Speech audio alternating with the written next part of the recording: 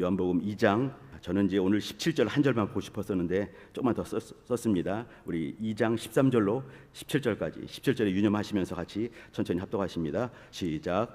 유대인의 유월절이 가까운지라 예수께서 예루살렘으로 올라가셨더니 성전 안에서 소와 양과 비둘기 파는 사람들과 돈 바꾸는 사람들의 앉은 것을 보시고 노끈으로 채찍을 만드사 양이나 소를 다 성전에서 내어 쫓으시고 돈 바꾸는 사람들의 돈을 쏟으시며 상을 엎으시고 비둘기 파는 사람들에게 이르시되 이것을 여기서 가져가라. 내 아버지의 집으로 장사하는 집을 만들지 말라 하시니 제자들이 성경 말씀에 주의 전을 사모하는 열심히 나를 삼키리라 한 것을 기억하더라. 17절 다시 한번 읽어봅니다.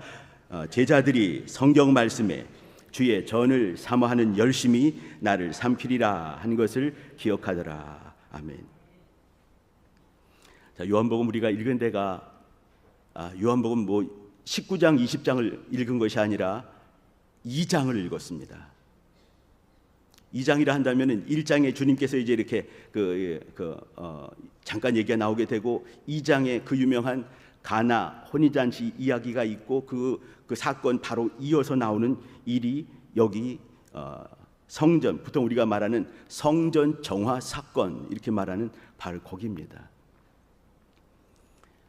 마태, 마가, 누가복음을 보시게 되면은 그 성전 정화 사건이 똑같이 이제 사복음서에 동일하게 다 나와 있는 것들이 많지 않은데 그 중에 여기 이제 성전 정화 사건이 마태, 마가, 누가, 요한까지 사복음서에 동일하게 나와 있습니다. 근데 문제는 뭐냐면 마태, 마가, 누가 복음은 그 예수님께서 마지막 사역, 이제 종려주일이라고 하는 주일에 종려주일에 예루살렘에 입성을 하시고 나서 예루살렘 입성하신 그 다음에 바로 이어서 나오는 사건이 성전 정화 사건입니다. 그러면 이 성전 정화 사건은 마태, 마가, 누가는 보기를 어떻게 봤냐면 주님께서 마지막 삶을 며칠 앞둔, 그러니까 주님이 죽으시기 전에 5일 전에 이루어진 사건이 되는 거죠. 5일 혹은 4일 그 시간에 이루어진 사건입니다.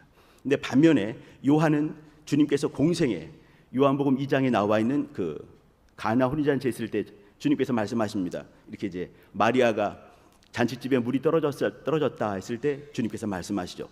여자여 아직 내 때가 이루지 아니하였나이다. 이렇게 말씀하셨습니다.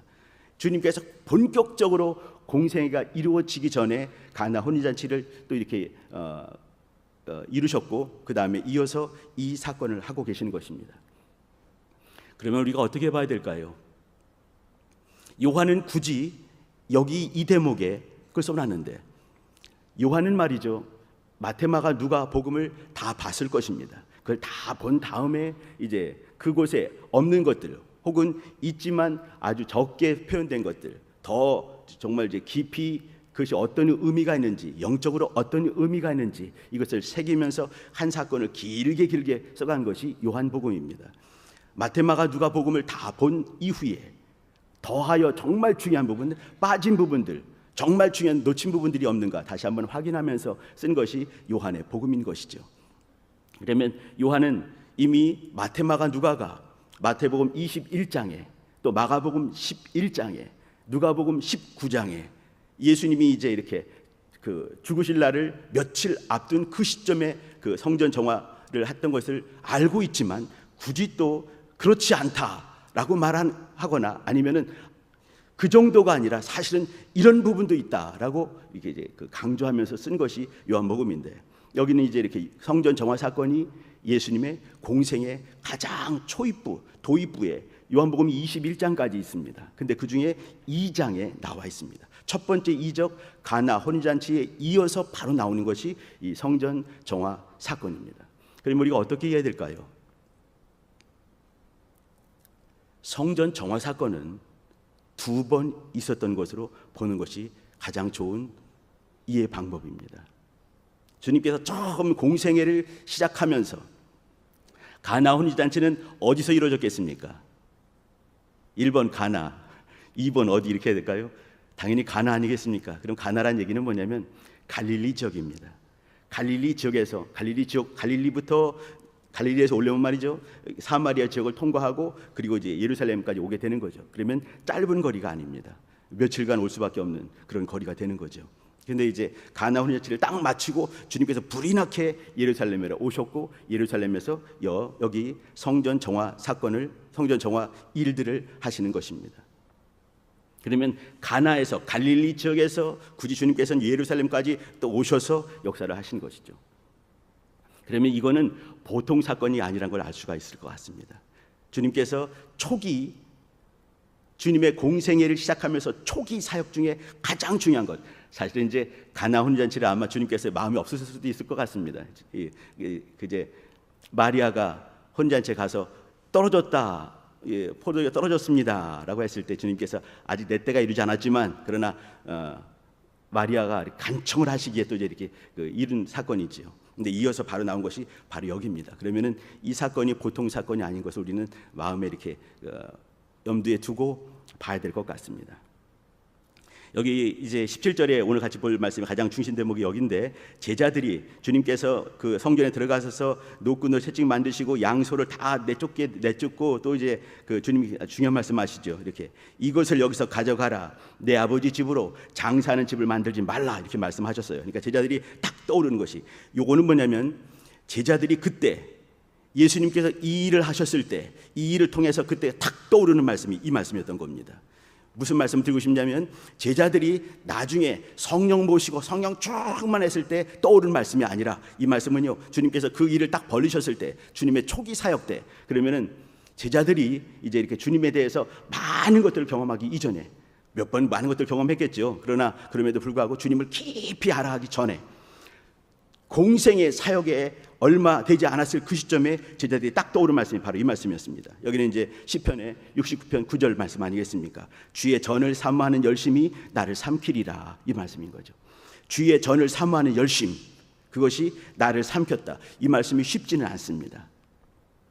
여기 이제 저는 이제 같이 이 말씀을 보시면서 7월 우리 목회력의 제목이 한 뼘 더 성장하는 그런 달입니다. 기도 제목을 보니까 말씀이, 하나님 말씀이죠. 말씀이 나의 믿음과 행함이 되게 하시고 이로써 하나님께서 기뻐하시는 그리스도인 되게 해주세요, 이런 기도 제목인데, 그러면 말씀이 나의 믿음과 나의 행함이, 나의 삶이 되는 것 아니겠습니까? 여기 이제 이렇게 한 뼘 더 성장한다는 것, 그 의미를 좀 새기면서 말씀을 좀 더 이렇게 마치 성경 공부를 하는 그런 마음을 가지고 같이 한번 따라와 주시길 부탁드립니다. 자, 주의 전을 사모하는 열심 했을 때, 그러면 주의 전을 사모하는 열심, 그러면 이 주의 전을 사모하는 열심이 누가 주의 전을 사모하겠습니까? 누가 주의 전을 사모하는 열심이 있었을까? 또 나를 삼키리라 했을 때, 그럼 나를 삼킨다, 그것이 어떤 의미일까? 이때 나는 누굴까? 자, 이제 요거를 주의 전을 사모하는 열심, 그 얘기와 나를 삼키리라, 요 문장, 요 구를 가지고 한번 고민하면서 하나님의 은혜를 새기는 시간이 되었으면 좋겠습니다. 자, 그 당시 여기 이제 이 사람들이 성전 안에서 소와 양과 비둘기 팔고 이제 이렇게 장사가 이루어지고 막 그렇게 이루어졌습니다. 그때 어떤 일이 있었을까요? 하나님의 성전, 이 성전은 말이죠, 기원전, 그러니까 옛날에 솔로몬의 성전이 있었지만 솔로몬 성전이 허물어졌지요. 그 다음에 이제 이 솔로몬 성전을 이스라엘 사람들은 제1성전 이렇게 부릅니다. 기원전 한 950년쯤에 만들어진 것 아니겠습니까? 지금부터 한 3000년 전에 만들어진 거예요. 근데 그때 이제 그 바벨론 포로 되기 전에, 그때 586년, 그때 이제 이 성전이 다 깡그리 다 부서지게 되는 거죠. 그리고 나서 이제 또 이제 70년 이후에 또 와서 제2성전이라고 하는 스룹바벨 성전, 그걸 짓게 됩니다. 근데 그것도 또 부서지게 되고, 이제 그러면서 이제 그 헤롯 왕이 아주 건전한 믿음 좋은 그런 마음으로 한 것이 아니라, 헤롯 왕은 말이죠, 에서 족속입니다.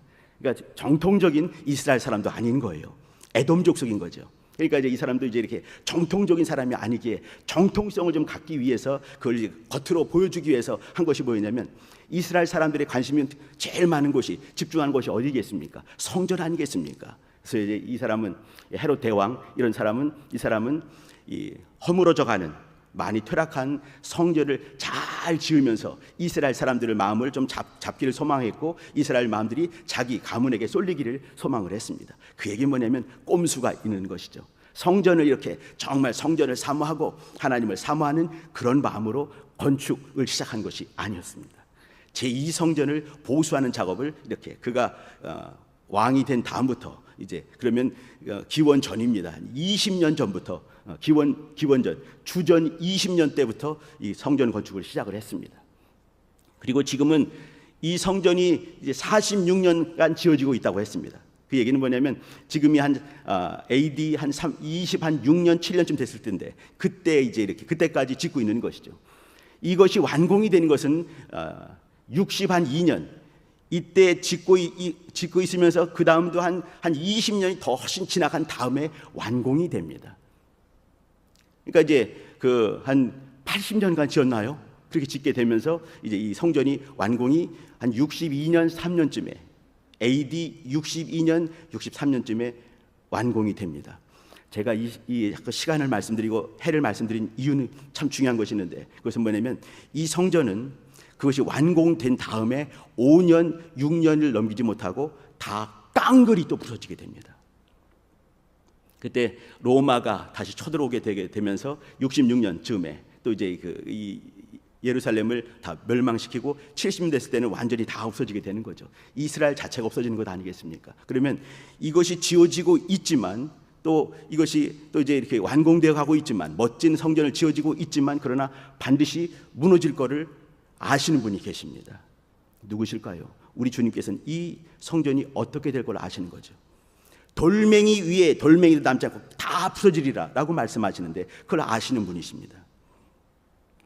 또 이 성전이 처음 시작했을 때 헤롯 대왕이 어떤 마음으로 이걸 짓기 시작했는지, 정치적인 목적 아니겠습니까? 인기 끌려고 정치적인 목적으로 또 이제 이 전을 짓기 시작했습니다. 그것도 주님 모르시지 않습니다. 다 아시는 것이지요.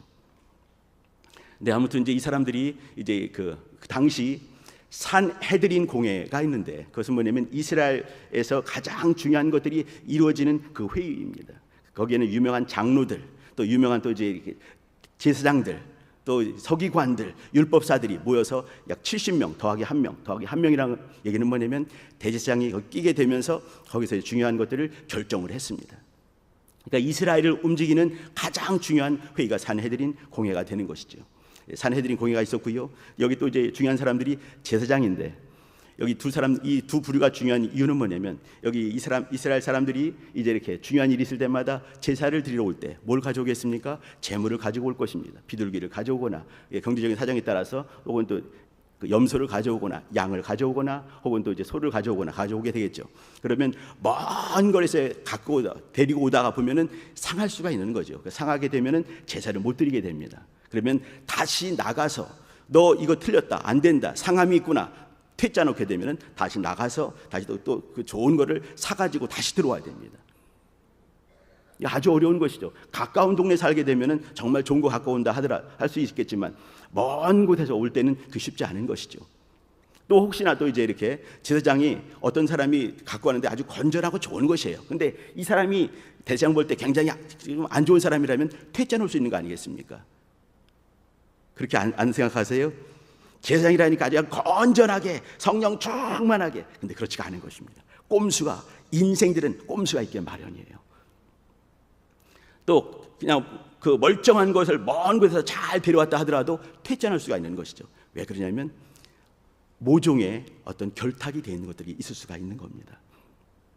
그래서 대부분 어떤 일이 있었냐면, 그 가까운 데는 사람들 오기 전에 돈을 싸가지고 오는 거죠. 싸갖고 와서 여기 제사장이 이제 관할하고 있는 이 성전 안에서 팔고 있는 양이나 염소나 뭐 비둘기나 그걸 사게 되는 것이에요. 이것은 어떤 거냐면, 제사장과 이 파는 사람들이 잘 결탁을 해서 이제 이걸 여기서 사가는 것은 무조건 오케이 하게, 이렇게 모종의 계약이 돼 있는 것입니다.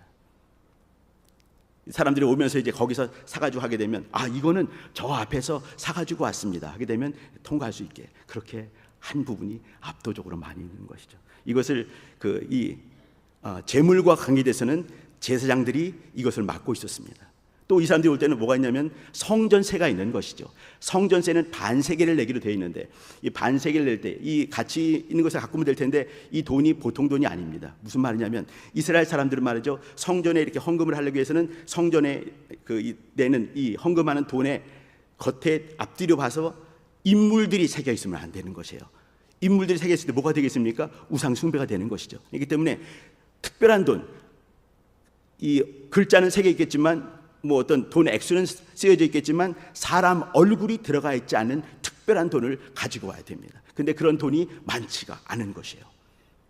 그러면 우리가 흔히 쓰는 돈을 갖고 와서 성전세에서 바꿔주는 사람과 이렇게 결탁한 그 사람 통해서 돈을 바꾸게 되는 것이죠.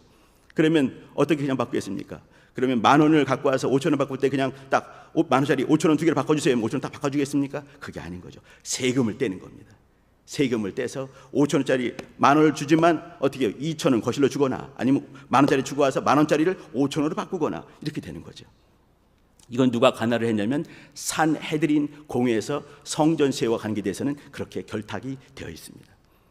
그러면 그 당시에 유명한 사람들이 바로 이런 짓을 하는 것이죠. 성전에서 뭐 하냐면 돈놀이 하는 것이고 성전 안에서 뭐냐면 장사꾼 노릇을 하고 있는 것입니다. 근데 이 사람들은 말이죠, 그렇게 생각하지 않았을 것입니다.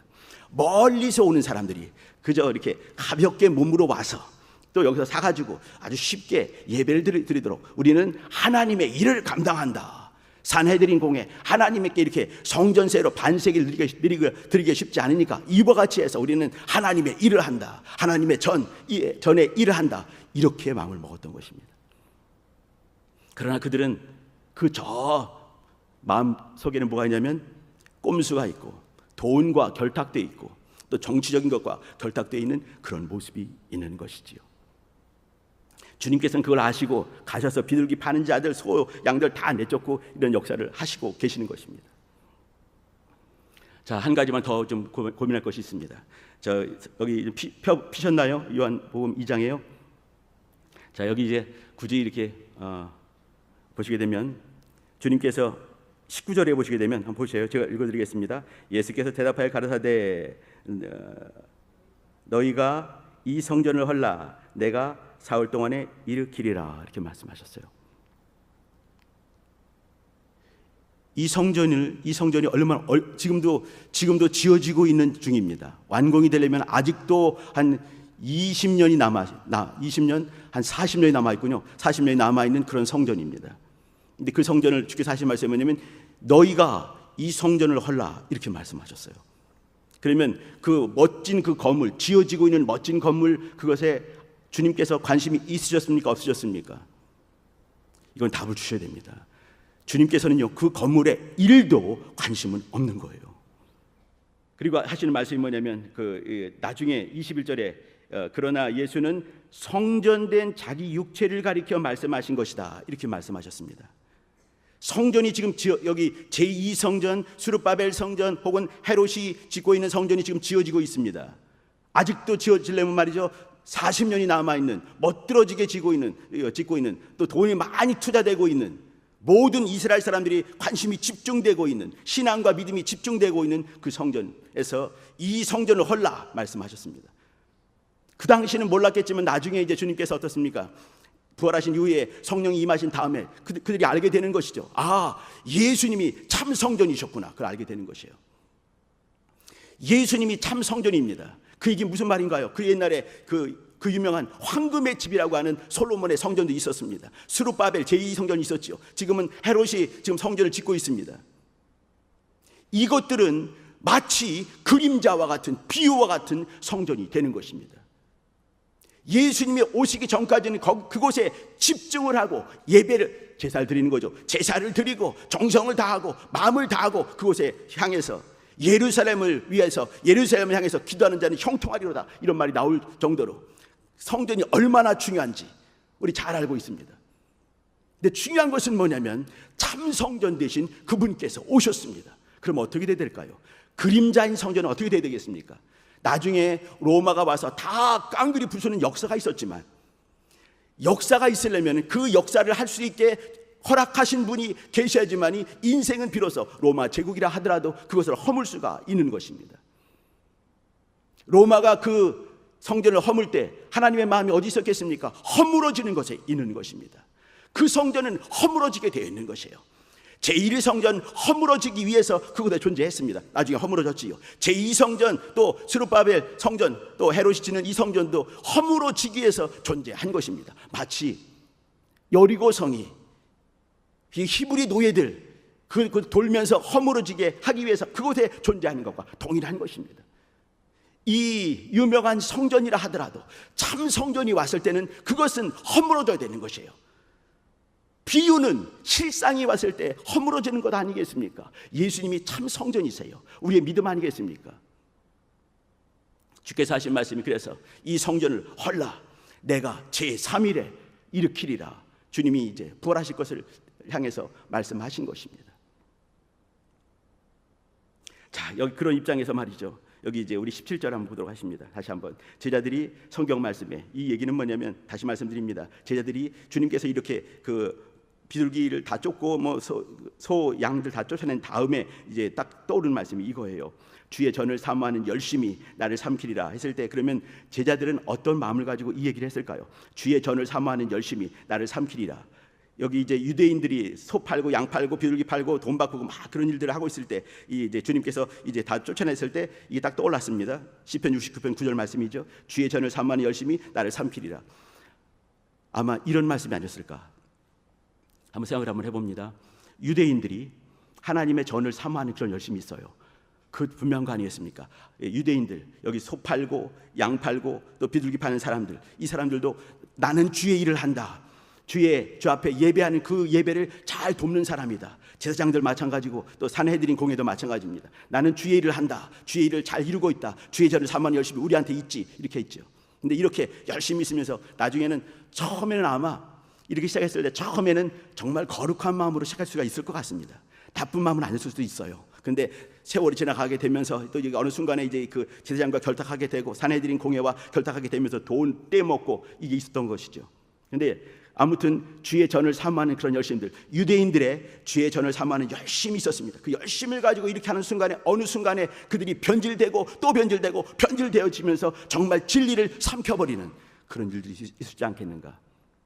그러면 유대인들의 꼼수를 부리는 그 유대인들의 완고한 유대인들의 믿음은 정말 없는 유대인들의 주의 전을 사모했던 그런 열심들이 정말 진짜 진리, 진짜 말씀을 삼켜버린 일이 있었지 않겠는가? 1단계로 한번 이렇게 한번 해석을 한번 해봅니다. 자, 좀 더 한번 깊이 좀 들어가 보도록 하겠습니다. 그 얘기 말이죠. 이렇게 주의 전을 사모하는 열심이 예수님께 이거는 그때 그 상황들을 가지고 유대인들의 마음을 가지고 제가 해석을 해드린 것입니다. 이번에는 예수님의 마음을 가지고 한번 보도록 하시겠습니다. 예수님께서 이렇게 그 주의 내 아버지의 집으로 장사하는 집을 만들지 말라 말씀하시게 되면서 막 그 역사가 있었습니다. 그리고 한번 생각해 보실 때 예수님께서 나중에 이 일이 있고 나서 한 3년 못 되어서 이제 주님이 십자가에 죽으시지 않습니까? 그때 죄목을 기억을 하십니까? 예수님의 죄목, 예수님이 왜 죽을 수밖에 없었는가? 대표적인 죄목을 두 가지 잡습니다. 그것이 뭐냐면 안식일에 이렇게 병 고치는 역사들, 특별히 주님께서는 왜 그렇게 안식일에 그렇게 일을 많이 하셨는지, 안식일의 역사를 많이 하셨죠. 가다가 이제 배고프실 때 또 나락을 까서 잡수시기도 하시고, 주의 보통 이제 히브리 사람들이 하지 않는 안식일에 하지 않는 그 일들을 참 많이 골라서 많이 하셨습니다. 많이 역사하시고 또 병가 많이 고치시고 역사를 많이 하셨죠. 안식일을 지키지 않는 자, 율법을 지키지 않는 자, 이것이 첫 번째였습니다. 율법을 지키지 않는 자, 이거죠. 두 번째는 뭐겠습니까? 하나님의 아들이란 얘기예요. 하나님의 아들이란 얘기. 그러니까 하나님과 동등됨을 신성모독이다, 이게 있는 거죠. 또 이제 그 제목을 갖고 할 때 저는 성전을 허물라 했던 사람이다, 이런 말이 있지 않습니까? 이런 것들 때문에 죽게 됩니다. 여기 성전을 허물라, 여기서도 뭐가 있냐면 율법과 관계된 그런 것들이 있게 되는 것이죠. 근데 이제 주님께서 이렇게 하나님의 전을, 아버지 집을 정말 사모하는 열심을 가지고 이렇게 역사하시면서 그러면 주의 전을 사모하는 열심은 아까는 유대인 얘기를 말씀드렸습니다. 이번엔 뭘까요? 예수님께서 하나님의 집, 하나님의 전을 사모하는 그 열심을 가지고 역사하실 때 나중에 결과 어떻게 되겠습니까? 이것 때문에 주님께서는 죽게 되시겠구나, 나를 삼키리라. 이것은 뭐냐면 주님이 죽으실 수밖에 없겠구나, 이렇게 본다는 얘기죠. 여기는 주의 전을 삼하는 열심의 주체가 누구냐면 예수님으로 볼 수가 있다는 얘기입니다. 자, 그러면 이제 한 가지를 더 얘기를 한번 하고 싶습니다. 자, 무슨 얘기냐면 예수님께서는 이렇게 그 당시 지어지고 있는 성전 건물, 예루살렘 성전 건물에 대해서는 1도 관심 없다 말씀을 드렸습니다. 참 성전은 예수님이다 말씀을 드렸습니다. 예수께서 참 성전으로 오셨기 때문에 비교와 같은 성전은 허물어져야 된다라고 말씀드렸습니다. 그러면 이 모든 일들을 처음부터 이렇게 계획을 하신 분이 계시지 않겠습니까? 누가 계획을 하셨습니까? 하나님 아버지께서 계획을 하신 것이에요. 하나님 아버지께서 이렇게 아들께서 이 땅에 오셔야 되는 것이죠. 아들께서 이 땅에 오시고 아들이 또 기도하시죠. 하나님, 할 수만 있거든 이 잔을 옮기시옵소서, 이 기도를 하십니다. 그러면 예수님께서도 말이죠, 죽으러 오신 것이 맞는데 그럼에도 불구하고 하나님 이 잔을 옮기시옵소서, 할 수만 있거든, 이렇게 기도를 하십니다. 근데 주님께서는, 하나님 아버지께서는 그대로 진행을 하시는 것이에요. 어떻게 죽어될지 주님이 보여주시는 거죠. 하나님 아버지께서 아들에게 보여주신 것이에요. 그러면 참 성자 되신 그분께서 오셔서 역사를 하셔야 됩니다. 그러면 이 모든 것에 예수께서 오시는 일과 예수께서 죽으시는 모든 일들과 또 피 흘려 죽으시는 모든 일들, 누구로 말미암아 시작되셨나요? 사랑은 누구로 말미암아 시작이 됐나요? 우리는 이제 이렇게 저도 이따 축도를 하겠지만 우리 주 예수 그리스도의 은혜라고 말을 하죠. 우리 주 예수 그리스도의 은혜와 그 다음에 이어지는 말이 뭐겠습니까? 하나님의 사랑, 이것입니다. 주님께서 우리에게 은혜를 베푸시지만 그러나 우리에게 처음부터 사랑하신 분, 우리 인생을 사랑하시고 세상을 사랑하신 분이 계시지요. 그 사랑은 누구로 말미암았는가? 하나님 아버지 아니시겠습니까? 여기는 주의 전을 사모하는 열심, 결국은 예수께서 참 성전으로 이 땅에 오시고요, 그 다음에 역사가 또 있는 것입니다. 예수님께서 참 성전 되시고 그 성전 되신 주님께서 죽고 부활하시고 승천하신 이후에 성령이 우리 가운데 임하시면서 우리가 무엇이 되겠습니까? 하나님의 성령이 거하시는 성전이 되어가는 것입니다. 여기까지가 하나님의 뜻하신 것이에요. 작정하신 것이 여기까지 있는 것이죠. 성령이 임하시는 것까지, 그리고 우리 심령들 가운데 하나님의 성전이 이루어지는 것, 거룩한 성전이 이루어지는 것까지가 하나님의 뜻입니다. 거기까지가 하나님의 사랑하심입니다. 주의 집을, 주의 전을 사모하는 열심, 누구에게 있는가? 아들에게 있었을 것입니다. 또 유대인들에게도 어떤 꼼수 같은 것이 있었겠지요. 그러나 정말 중요한 부분은 뭐냐면 주의 전을 사모하는 열심이 어디 있습니까? 하나님께 있는 것입니다. 하나님께서 우리를 사랑하시는, 아들을 사랑하시지만 아들을 사랑하시는 것에 버금가지 않게 우리를 사랑하셨기에 우리를 성전 삼기 위해서 이런 역사를 하시는 것입니다. 그리고 나를 삼키리라, 이것이 무슨 말씀일까요? 예수께서 처참하게 십자가에서 물과 피를 다 쏟으시고 죽으시는 것까지가 거기에 들어가는 것입니다. 아들이 죽지 않으시면, 아들이 십자가에서 물과 피를 다 쏟으시고 죽지 아니하시면 우리 속에 성전이 이루어질 수가 없는 것이에요. 피값이 있어야지만이 거룩한 심령 가운데 성령이 임하실 터인데, 하나님 아버지께서 우리를 전되기 위한 그 사랑함을 가지고 아들의 목숨까지라도 우리에게 확 던져주시는 그 역사가 있었기에, 하나님의 열심이 있었기에 우리는 하나님을 아버지라고 부르고 예수를 내 구주라고 신할 수 있고, 성령님 내 안에 충만케 나를 감동하여 주옵소서 기도할 수 있는 것 아니겠습니까? 하늘을 바라볼 수 있는 사람이 된 것이고, 주의 발자취를 따라서 하늘 가는 그 발걸음을 성큼성큼 걸어갈 수 있는 권리가 우리 안에 있게 된 것입니다. 우리는 많은 순간에 성도들의 열심 많이 필요하지요.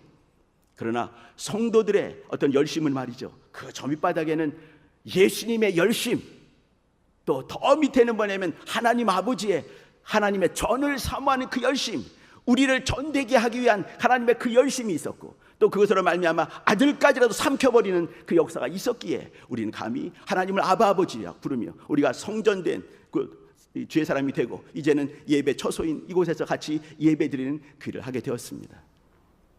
신앙생활을 하는 것이죠.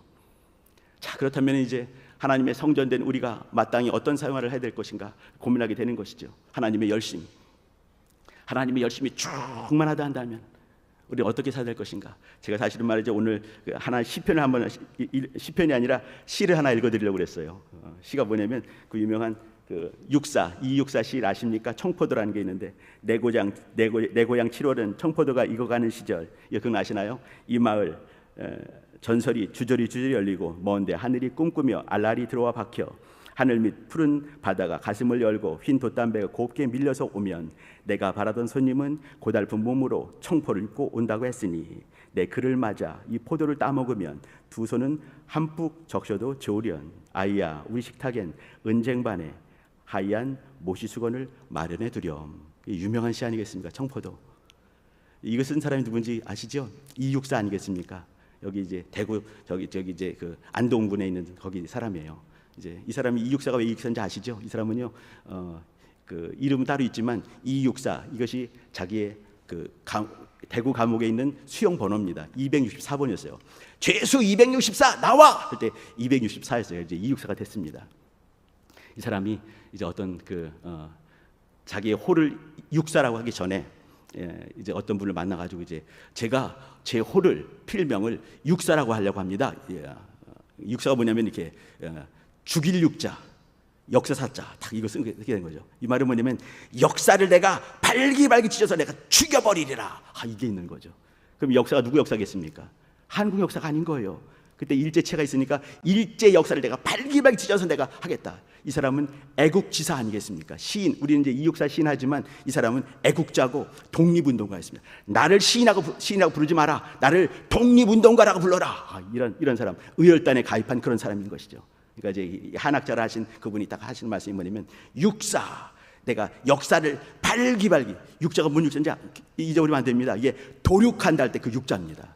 발기발기 찢어 죽이는 거죠. 육사, 역사를 발기발기 찢어서 내가 죽여버리겠다. 그러니까 그렇게 하지 말고 육자를 육지 육자를 써가지고 이렇게 이제 겉으로 속에는 가득히 그런 마음이 있지만 그러나 보여줄 때는 그렇게 보이지 않는 것이 네가 신앙생활이잖아요. 내가 이제 독립운동을 하고 또 시를 쓰는데 도움이 될 거다. 이제 이름을 육자를 죽일 육자가 아니라 문육자, 육지 육자를 썼습니다.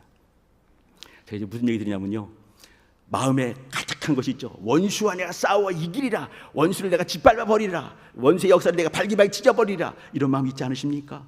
그죠? 우리 안에 피가 있어요. 이런 마음이 있죠. 그죠? 또 신앙생활을 뜨겁게 하리라, 간절히 하리라, 이것이 있는 거죠. 그러나 보여질 때는 이 청포도도 말이죠, 이것도 정말 애국적인 시 아니겠습니까? 그런데 어디를 봐도 굉장히 서정적인 거예요. 내 고장 7월은 청포도가 익어가는 시절, 이렇게 표현되는 거죠. 이 마을 전설이 주저리 열리고 내가 바라던 손님은 고달픈 몸으로 청포를 입고 온다고, 이렇게 아름답게 보여줄 수가 있는 것이에요. 육사는 이육사 그 마음 중에는 뭐냐면 일제를 향해서 내가 저들의 역사를 내가 발기발기 찢어야 돼, 죽이리라, 내가 싸워 이기리라, 이런 마음이 있지만 겉으로 보여줄 때는 이렇게 아름다운 시를 쓸 수 있는 그런 사람이 이육사였습니다. 제가 드리고 싶은 말씀은 우리 성도님들, 하나님의 열심이 있어요. 하나님의 열심 때문에 우리는 드디어 하나님의 성전, 하나님의 집이 되었습니다. 또 영원한 집을 바라볼 자가 되었지요. 그럼 뜨거운 마음과 간절한 마음이 우리 안에 있지 않습니까? 그럼에도 불구하고 우리의 보여지는 영적인 그 속에 충만함, 뜨거움, 간절함, 원수와 싸워 이기리라, 이것이 있지만 보여질 때는 정말 아름답게 보여줄 수 있을 것이에요. 보여져야 된다고 저는 믿습니다. 신앙생활이 바로 그와 같은 것입니다. 뜨거움과 간절함과 진실함 우리 속에 가득히 있지만 보여줄 때, 언행심사로 보여줄 때는 정말 아름답게 보여줄 수 있는 이 육사를 가지고 제가 이 얘기를 드리는 것입니다. 우리 성도님들, 여름에 이 뜨거운 날씨보다 더 뜨겁게 주를 사랑해 주실 부탁드립니다. 뜨거운 마음이 있으시죠? 근데 그 뜨거운 마음들이 겉으로 보여줄 때는 정말 아름다운 언어와 아름다운 생각과 아름다운 삶으로 보여줄 수 있게 역사하실 수 있는 귀한 주의 사람 되시기를 예수님으로 축원합니다. 같이 기도하실 때, 하나님 아버지, 하나님의 열심이 나를 이제 성전되게 하셨사오니 성전된 그 열심 가지고 뜨겁게 신앙생활하며 주님을 높일 수 있는 주의 사람 되게 도와주세요. 같이 주의 한번 부르고 기도하십니다. 주여.